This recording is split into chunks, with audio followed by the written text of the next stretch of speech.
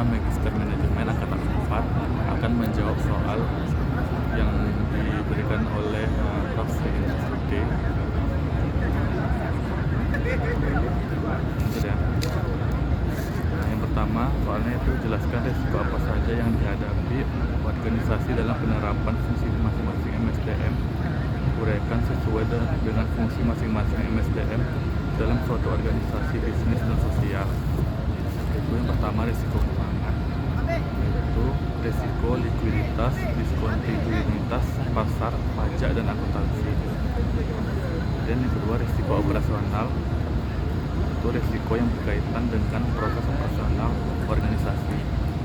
Kemudian risiko reputasi, yaitu risiko yang berkaitan dengan reputasi organisasi. Kemudian risiko hukum dan kepatuhan, risiko yang berkaitan dengan hukum dan kepatuhan. Kemudian risiko sumber daya manusia, risiko yang berkaitan dengan sumber daya manusia organisasi. Kemudian risiko lingkungan dan sosial, risiko yang berkaitan dengan lingkungan dan sosial organisasi. Kemudian risiko manusia, yaitu risiko yang berkaitan dengan manusia seperti penyalahgunaan narkoba, pencurian, dan penipuan. Kemudian risiko kecelakaan kerja seperti kecelakaan pada penggunaan mesin. Kemudian risiko bencana alam seperti gempa bumi, banjir, tsunami, dan kebakaran. Kemudian yang terakhir risiko cyber, yaitu risiko yang berkaitan dengan cyber dan pelanggaran data. Kemudian soal yang kedua, mengemukakan risiko fungsi-fungsi MSDM yang sering terjadi di tempat saudara bekerja dan mengemukakan jalan keluar yang harus dilakukan sebaiknya bagi instansi saudara.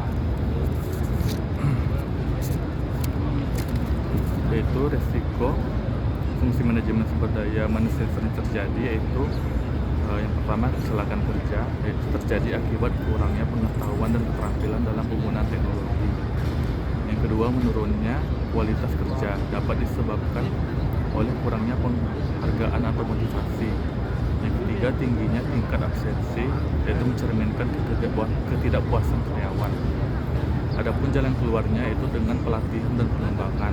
Kemudian sistem penghargaan yang adil. Ketiga, penerapan prosedur keselamatan. Kemudian selanjutnya pertanyaan soal nomor 3, kebijakan apa yang harus dilakukan sebaiknya bagi instansi saudara? Berikan contoh yang terjadi di instansi saudara. Yang pertama itu pelatihan kepemimpinan, yaitu mengembangkan kemampuan manajer agar mampu memotivasi dan mengarahkan tim secara efektif. Kedua, evaluasi berkala, penilaian kinerja secara rutin untuk mengidentifikasi masalah dan kebutuhan pelatihan. Yang ketiga, komunikasi terbuka, meningkatkan komunikasi antar tim untuk memastikan semua anggota memahami tujuan bersama. Contohnya dalam instansi saya, di bagian administrasi dan kemahasiswaan, pemimpin mampu memberikan motivasi dan arahan kepada staf sesuai dengan bidang masing-masing tanpa ada yang tekanan. Contoh di luar instansi saya itu pimpinan rektor yang telah berhasil membuat UIR unggul dengan pencapaian visi dan misi. Kemudian pertanyaan soal nomor 4, bagaimana peran pelatihan dan pengembangan di instansi di tempat saudara bekerja? Jelaskan resiko yang sering terjadi, kemukakan dengan jelas dan bercontoh. Yaitu yang pertama, meningkatkan kinerja. Yang kedua, meningkatkan produktivitas. Yang ketiga, meningkatkan kualitas karyawan. Yang keempat, mengoptimalkan SDM.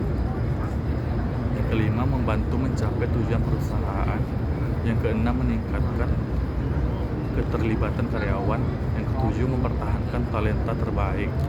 Risiko yang terjadi itu, yang pertama itu mengurangi risiko terkait bisnis, contohnya kerjasama universitas atau perusahaan. Kedua, membatasi penipisan pendapatan, contohnya itu menjaga kestabilan anggaran. Kemudian pertanyaan nomor 5, kebijakan apa yang harus diambil untuk mengatasi hal tersebut? Yaitu mempelajari bagaimana ISO 31000 dapat membantu pengembangan program manajemen risiko.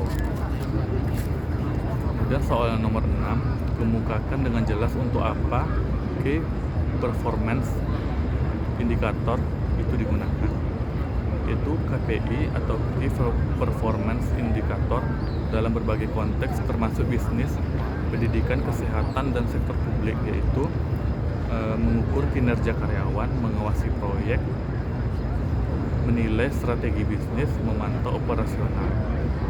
Kemudian yang ketujuh, jelaskan praktek Key Performance Indicator di tempat saudara kerja. Kemukakan contoh pelaksanaannya dalam organisasi saudara. Yaitu yang pertama itu spesifik, yaitu sebuah KPI sebaiknya memiliki fokus yang jelas dan terarah. Contohnya, mengukur kepuasan tingkat pelayanan sebaiknya membuat KPI spesifik memberikan nilai rating 7 atau 10 dari 10 survei kepuasan. Kemudian yang kedua, terukur, yaitu indikator harus bisa diukur dengan data yang jelas dan objektif. Contohnya itu KPI jumlah mahasiswa baru atau wisudawan setiap tahun dari laporan yang dikirim ke Forlapdikti. Kemudian yang ketiga, relevan, contohnya tip pengembangan software KPI jumlah book yang dilaporkan lebih relevan dibandingkan jumlah email yang dikirim. Keempat, dapat dicapai, contohnya target pencapaian penerimaan mahasiswa baru masih realistis, naik, atau sama.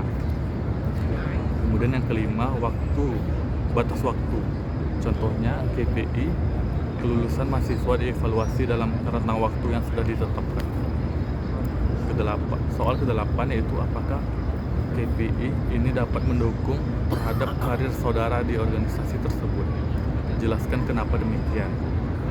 KPI ini menurut saya bagus karena setiap organisasi ada tujuan dan strategi, yaitu visi dan misi, dan juga pelaksanaannya baik itu jangka pendek maupun jangka panjang, yaitu mencapai goals untuk melalui indikator karyawannya. Kalau di tempat kerja saya itu belum mendukung karena pelaksanaan indikator karyawan itu belum dilaksanakan. Kemudian soal ke-9, tantangan apa yang saudara hadapi di masa datang yang berhubungan dengan karir saudara. Kenapa demikian? Yaitu tantangan saya yaitu ingin sukses dan bersaing secara sehat dalam pencapaian nilai-nilai indikator yang langsung diawasi oleh pemimpin. Kemudian pertanyaan soal terakhir yaitu kemukakan dengan jelas satu kasus perusahaan bisnis internasional yang profit motif dalam menanggulangi atau memperkecil resiko yang terjadi dalam aktivitas MSDN-nya. Yaitu contohnya pada perusahaan McDonald's, yaitu resiko cepat saji terbesar di dunia ini hampir di semua negara. Tapi yang menarik adalah bagi mereka menyesuaikan menu sesuai dengan selera lokal. McDonald's berhasil menjadi merek global yang sangat fleksibel namun tetap konsisten dalam kualitas pelayanan. Sekian hasil jawaban hasil UTS saya. Mohon apabila ada kekurangan mohon dimaafkan. Sekian, terima kasih. Assalamualaikum warahmatullahi wabarakatuh.